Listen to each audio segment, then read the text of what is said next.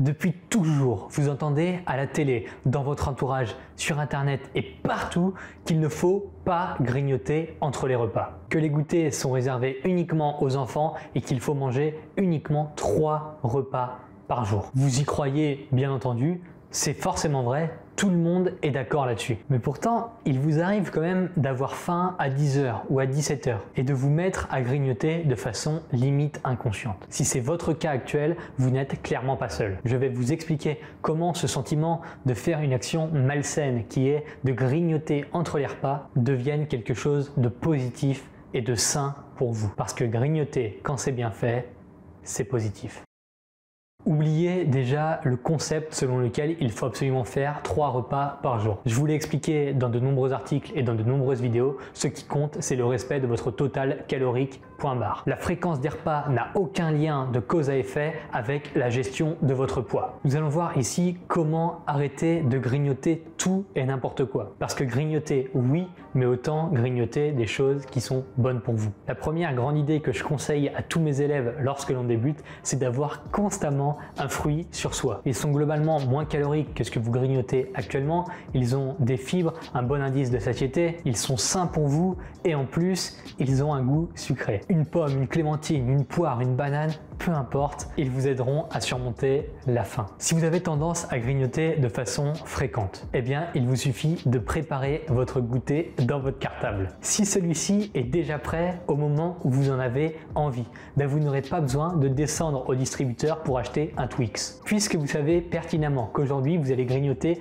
comme tous les jours. Plutôt que de réagir sur le moment et d'aller acheter de la malbouffe sans doute trop calorique, autant anticiper et préparer votre propre collation. Par exemple, découper quelques fruits pour en faire une salade, ajouter des amandes et râper un carreau de chocolat noir dessus. Quand vous allez ouvrir la boîte pour la manger, vous allez faire des jaloux, c'est sûr. Honnêtement, préparez cette boîte contenant à peu près 200 g de fruits coupés, une petite poignée d'amandes et du chocolat noir. Ça vous prendra certainement moins de temps que de vous lever, de vous déplacer pour aller acheter je ne sais quelle barre chocolatée beaucoup trop sucrée dans la machine.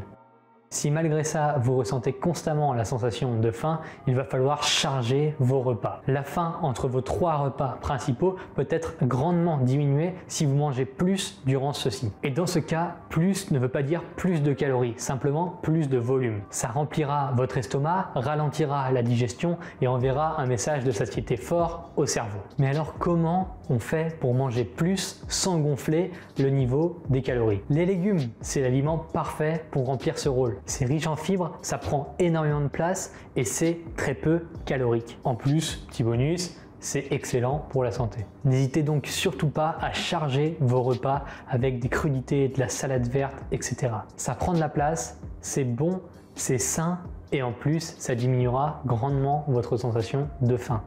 Faire des beaux discours, c'est super, mais mettre en pratique ces solutions dans votre vie, c'est mieux. Il est important de créer un cercle vertueux autour de ces concepts. Par exemple, si aujourd'hui, vous n'avez pas craqué sur cette part de gâteau qui vous aurait fait monter au-dessus de vos besoins caloriques. C'était compliqué pour vous, vous aviez vraiment envie de la manger, mais vous savez que c'est positif. Pourtant, après coup, vous ne ressentez pas une satisfaction particulière. Ça ne se voit pas directement sur vous, vous n'avez pas perdu de poids dû au fait que vous n'ayez pas mangé cette part de gâteau, et en plus, vous n'avez pas pu bénéficier de ce délicieux goût de chocolat bien trop sucré. Dans ce cas, je vous incite vraiment à acheter un calendrier avec des cases à cocher chaque jour. Puis, dans notre situation du gâteau au chocolat, vous auriez pu cocher le soir la case qui correspondait à cette journée. La croix correspondant à une journée, vous avez réussi à maintenir votre déficit calorique. Le lendemain, vous y arriverez aussi. Vous allez donc cocher la case, etc. Inconsciemment, cela crée un cercle vertueux, car vous n'aurez plus envie de briser le cycle